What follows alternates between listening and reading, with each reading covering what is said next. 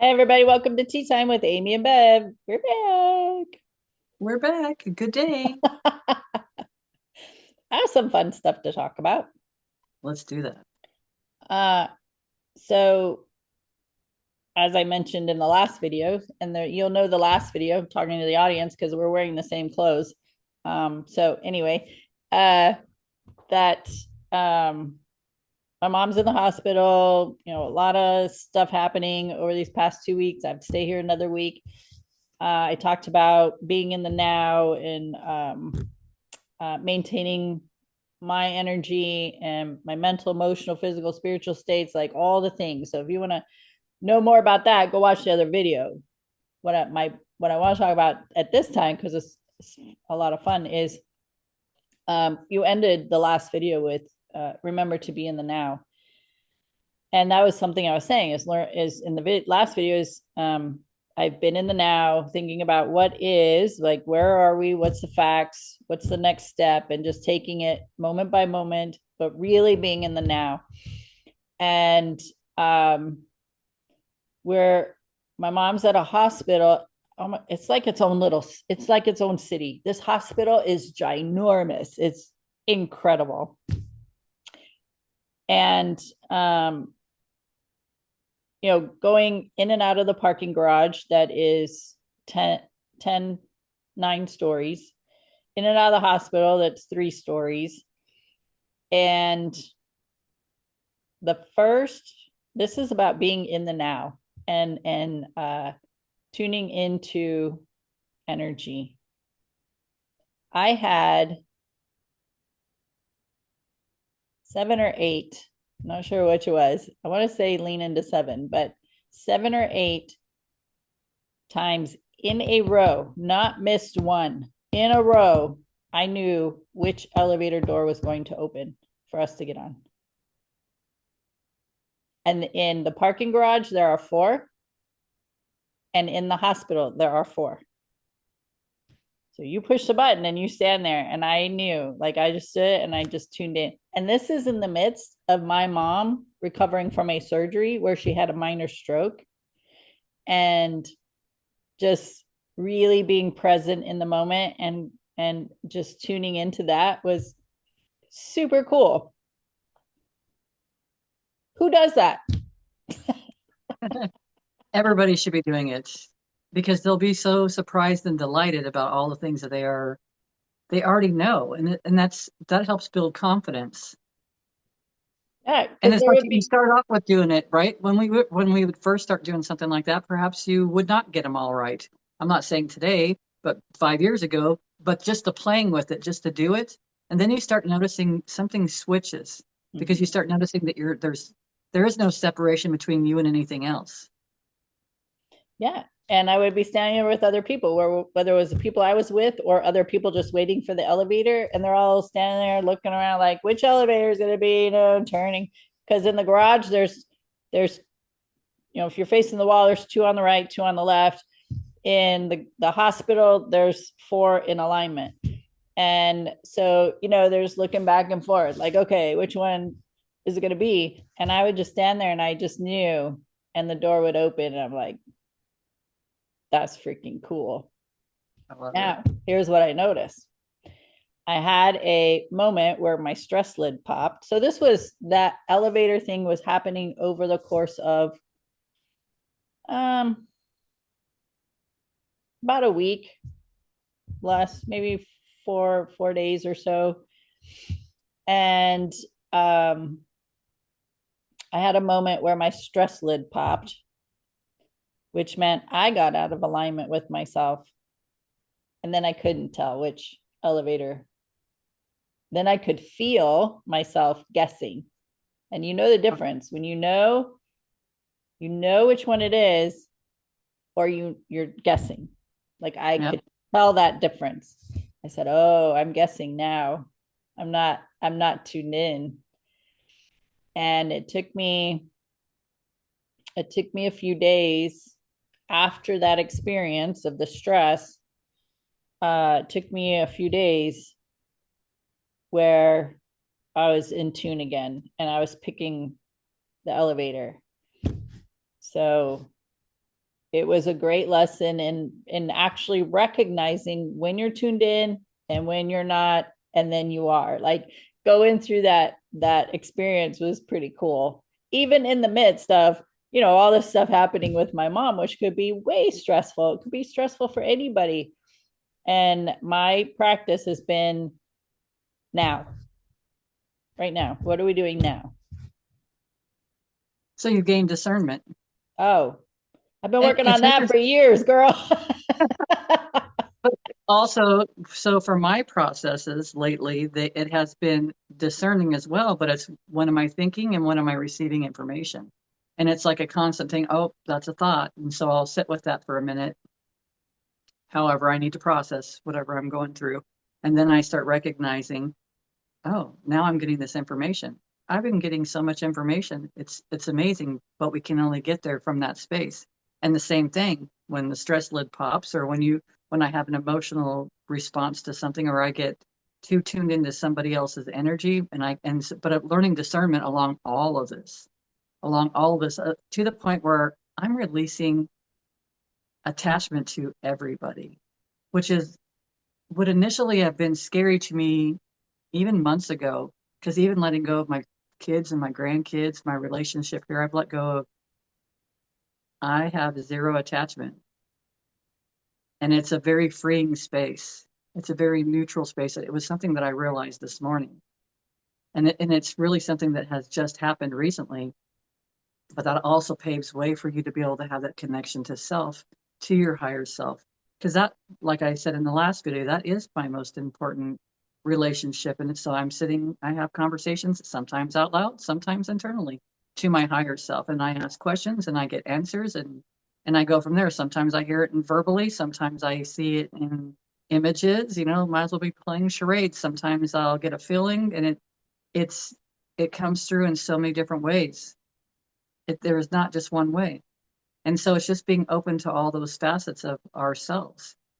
And the more otherwise, if you think about it in the world, there's such a disconnect. There's like division between people, but it's not the disconnect and division between people, it's the disconnect and division within self. And when we start looking at all that stuff and we start addressing that, the division and the disconnect outside of self isn't going to be there anymore because it has nothing more to teach us. And so it's so important that I have had the opportunities to go within and to be more at peace and I'm working out again and I do things, that are making me happy. I'm selling all kinds of stuff. That was my husband's stuff. It's like this Lakers and Steelers stuff. It's like I have no use for it. And so it's just getting it to other people, but also letting go of things. And that's been a big thing. And it's like I keep getting told big happy changes, big happy changes, big happy changes. And it's like, okay, well, I have no idea what that looks like from here, but I'm open.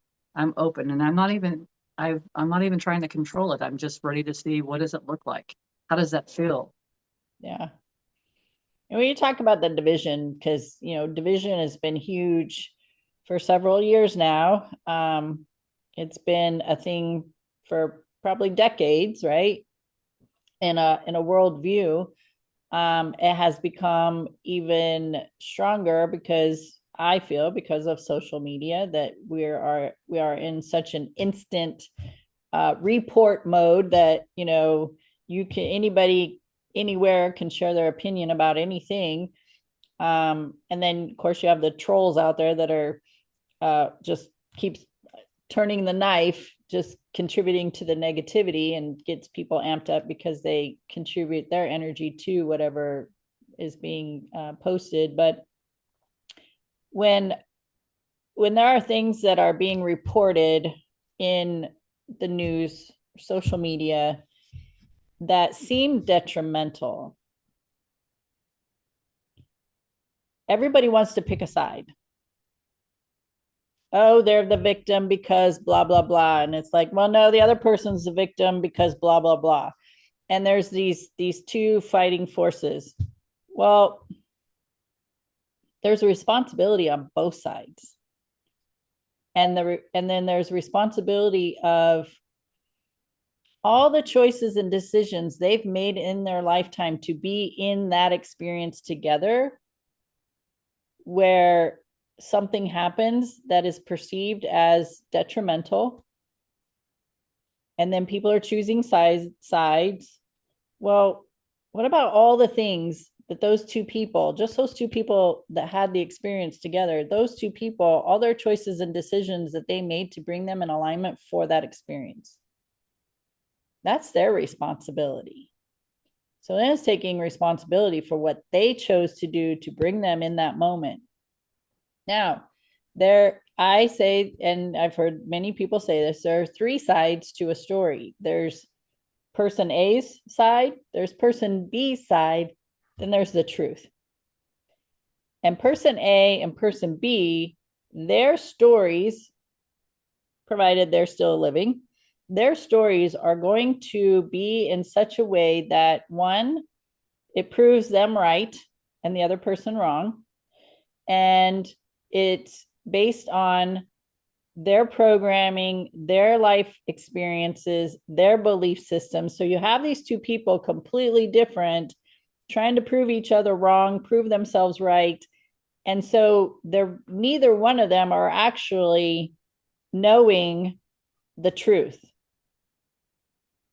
because they can't see it. They can't acknowledge it based on what they have going on mentally and emotionally, internally. And so then you have these two people that don't even know the truth. And then you have all these people out here in the news and social media just drumming up words that really make no sense. And fluffing it from their own perspective. So like from Yes. their own, yeah, their own templates. They're all their own experiences, their own perceptions, which is never going to be the same as anybody else's. And then it's like people take that from their own perceptions and run with it too. So it's like this, Right. ah, And it's their time and energy that they're putting into a situation, giving their focus on a situation that they don't even know the truth about. So you got hundreds of thousands or millions of people focused on something with their time and energy they don't even know the truth about, and they can't get that time back. So you're sitting and trying to uh you're reading something you're not in agreement with, you're putting your energy into the words that you're posting in a comment about that, or you saw something on the news so you're over here talking to your friends and you're getting all riled up about it, or you know, it's like you can't get that time back. You just focused on something with your time of your day that you can't get back to share an opinion or argue a point that is probably absolutely irrelevant. On the flip side of that, it's relevant because you're going to trigger somebody else who's going to have an opinion or comment about what you said. So now you have an interaction with some people that you're giving time and energy to. The thing is that I would say probably at least 98% or more people, probably 120%. I mean, that's crazy, right? Are all in a victim state. They're not in a learning state. Learning meaning, oh, this person said this or made this comment or shared this post and I got triggered by it. Why did I get triggered? They're not doing that. They're on survival and attack. Not a, oh, wow, that didn't resonate with me. Why am I getting so upset about this? This whole entire situation has nothing to do with me and my life. So why am I getting so triggered about this? Why am I getting so upset or angry or and it's a time to take some internal reflection and spend the time for on you, which we, you know, equate to self-love. What am I getting all balled up about? Instead, the population goes on the attack. It's a very interesting process when you think about it. it's an opportunity for discernment. So everything that we've spoke about so far, it's an opportunity to be in that place of feeling inside the self and seeing how does this feel, what feels like truth to me and what doesn't. And it's also opportunity for others, because I know someone that does this is they'll go in and post things to these victim mentalities in a way that it doesn't trigger them so that they can try to hopefully see more than one perspective, because that's the thing when we get into this I'm right, you're wrong. It's usually a single perspective. It's not, we're not open for any other information, and this person does present information. So it's an opportunity for that too. It's an opportunity for growth because again, there's going to be someone out there that's going to be triggered now that they even are learning what does it even mean to be triggered. And it's so that it gives them the opportunity to start exploring and learning more about themselves. So everything is like such an opportunity out there. And it's an opportunity for us that we're learning to love ourselves or do love ourselves to love the others where they're at, no matter where they're at. Yeah. And then we're not feeding it either. We're not feeding any of it. We're just giving them love because love's where it's at. Yep. And you love people where they're at and maintain your sense of peace. And really, how many times I know I've done this several times when I got into a and I was learning, I was in a super hyper learning mode. That how many times has somebody said something in a text and you interpret it in a certain way and you get all angry, upset, frustrated, irritated, whatever, and you start sending that nasty text, and then you take a breath and you pause and then you delete it. Yes. Me contributing that energy in those words amplifies the situation. Yeah. And again, it's a self reflection. Why is this making me angry? Why am I getting frustrated?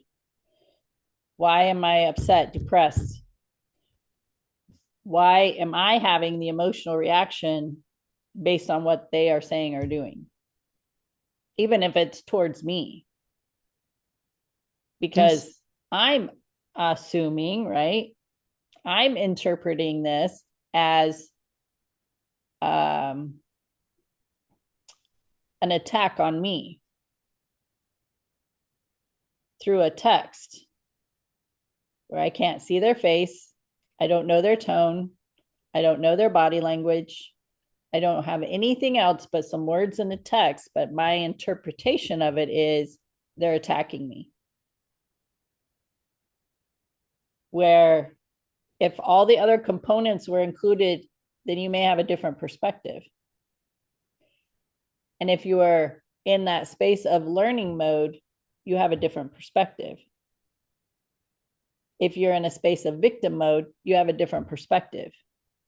So it's like, how much information do you have to help you take a step back, take a breath, and go, wow, what is my responsibility in this interaction? How can I deflate this within myself? Not necessarily with the person, but in myself. How can I just take it down a few notches? What is it that's really going on?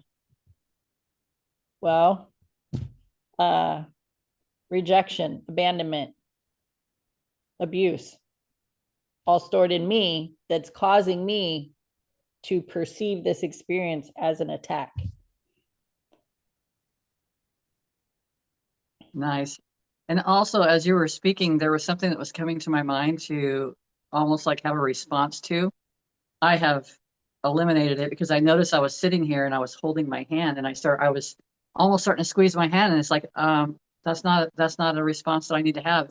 And that goes along with what you were talking about in the last video. It's really paying attention to all of this. We've got this vehicle that we travel around and it's constantly has gauges that are going off all the time. And it's like, do you have to wait till it gets so extreme that it says you have no oil left in your vehicle, or is it this slight where I noticed I was kind of holding my hand, almost like pinching? I just recognized that. I was like, oh, okay. Well, that doesn't feel good. If that doesn't feel good, then release the thought. So as soon as that popped in, I released it, but it was something to go along with everything else with awareness, being in the now. I'm listening to the conversation, then all of a sudden I keyed into myself for a second and noticed that. And it doesn't have to, I mean, it's something so simple and I deflated it right there. I mean, I deflected it, I switched gears, I turned that switch off. I, my machine automatically started running after that, and I noticed that I was very calm inside. And it's something so subtle, like you were talking about. I think it was in the last video, you want to mention it in this video, but the breath. Just taking the time for that breath. That breath, it does everything. And then it's like checking in with your vessel real quick. You know, a long time ago, you had taught about, and you still teach about it, but it's like we don't have to react. We can stop. We don't have to have a response right this moment. Take a breath, take a few, take a few breaths.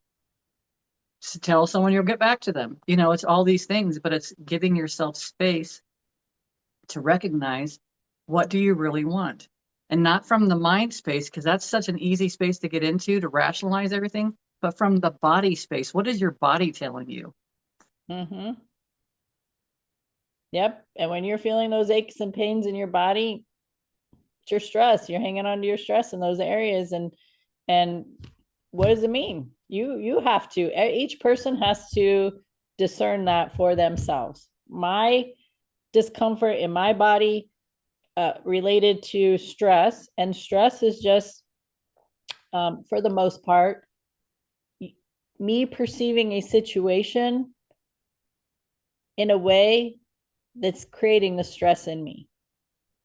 Like I'm creating it because I'm seeing this through my eyes, my programming, my belief system, just like I talked about earlier.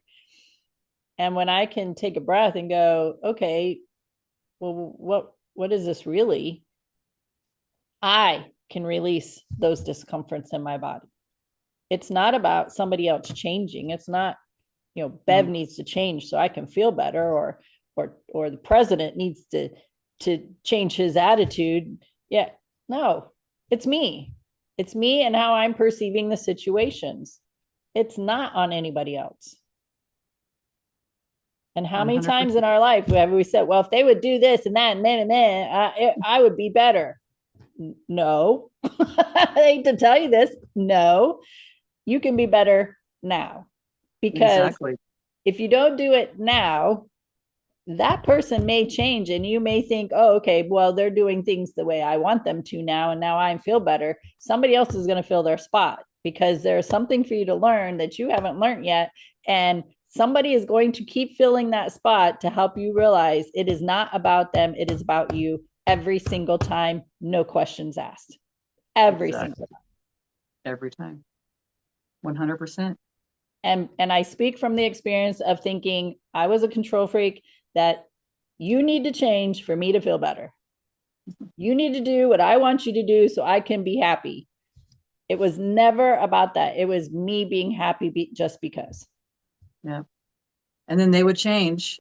So in my experience, they would change, and then I would find something else that needed to Yes. change and needed to be fixed. There was, like you said before, it could be with the same person, and it's like it's very taxing on the other person, especially if they feel the obligation or responsibility to take care of that other Yes. person, which again is all learning, because I've gone the whole full gambit on that. I feel like And I it's have and no. you're putting that other person in a position of nothing they do is ever going to be right for you, because you're always going to be nitpicking what they're doing. So because it's not your way, or they're not meeting your expectations.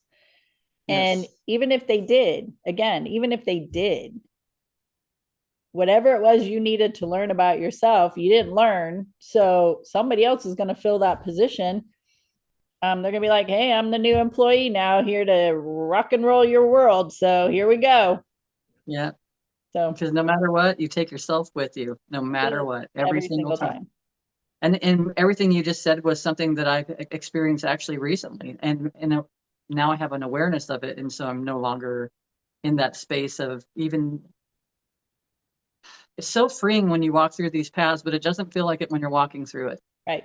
It doesn't. But Exactly. once you get to the other side, you recognize the freedom that you now have, Well, and even, the freedom that you've given everybody else too, because you're not. It's they can do whatever they want. It's their yep. life. Yes. And even me having my recent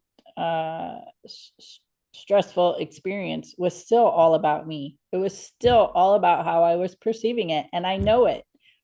But I got so riled up by somebody else that I allowed them to affect me in such a way that I got upset, and then I, got angry, where really I could have deflected that whole thing if I would have sat with myself and said, okay, what's really going on here?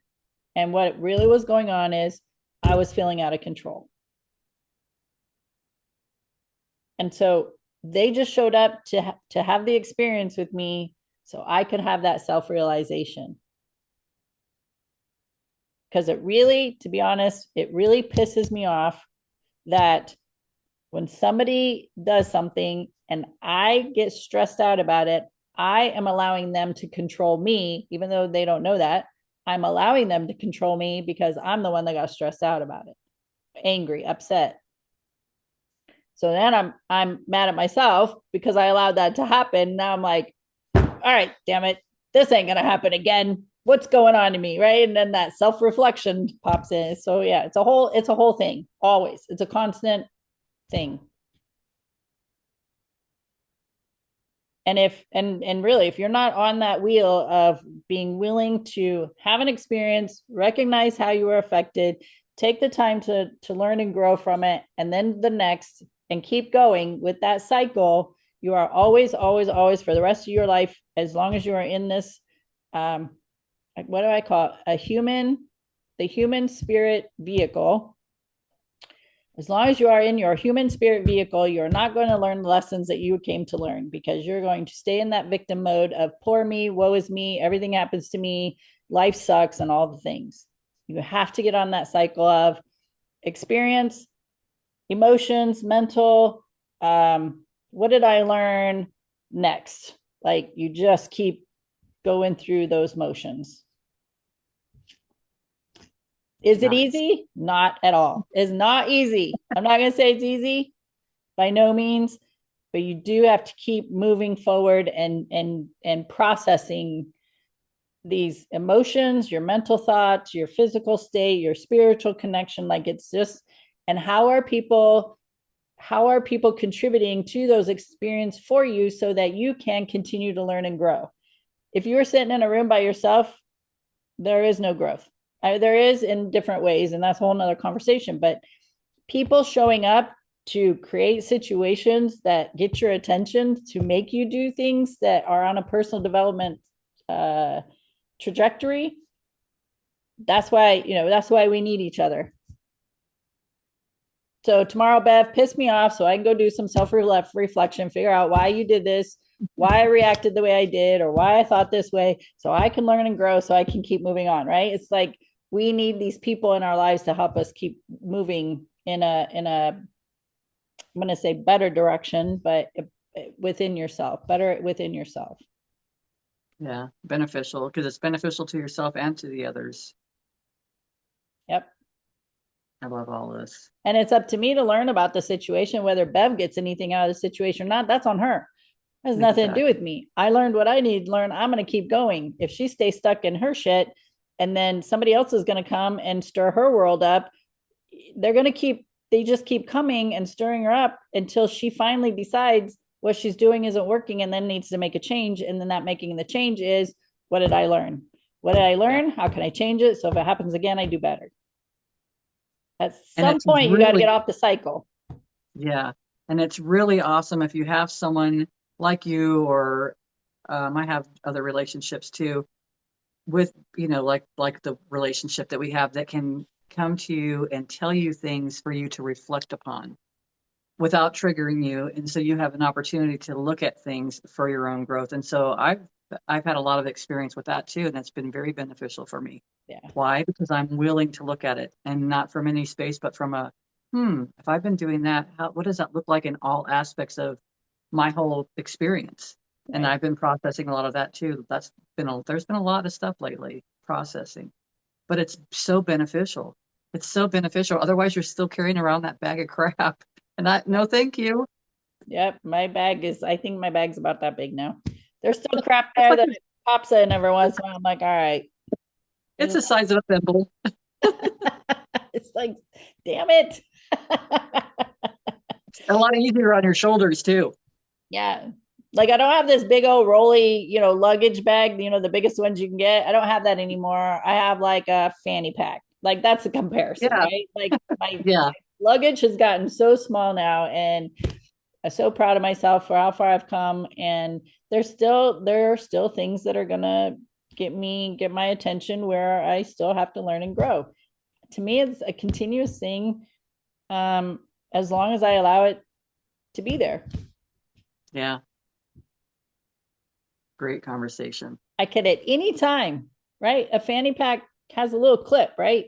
At any time, I could just say, like, release it and let all of it go and not hang on to any of it. But for whatever reason, I've decided I need to carry something with me that I still need to learn and grow from. And here we're at. Here we are. Next thing is gonna be a little tiny clutch purse. So, I keep shrinking. So that's good. No. All right, friends. Other people are having these conversations or seeking the guidance. So whether you share us, our content, or any other spiritual teacher, influencer, personal development content, share it. Whatever's working with you, resonates with you, let other people know it's available. You can find us on many platforms. Or on Facebook, YouTube, Spreaker, Spotify, Podcast Addict, TikTok. I know there's more I'm not saying, but anyway, we're here. If you have questions, comments, leave them in the comments. We'll come back to them as soon as we can. And you just keep learning and growing. That's what I think our spirits are here for, and we want to support our spirits in doing so. So, any final comments? Let go. Just let go. Let go and go within. Quit trying to hold on to everything. Quit trying to control everything. Just let go and watch how your life changes. Like, let go of the handle of the suitcase. That's right. Keep walking. Just drop it. Exactly. Exactly.